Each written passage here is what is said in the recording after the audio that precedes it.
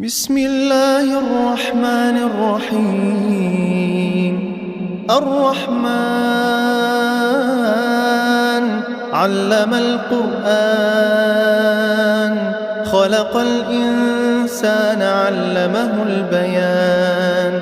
الشمس والقمر بحسبان، والنجم والشجر يسجدان. والسماء رفعها ووضع الميزان، ألا تطغوا في الميزان.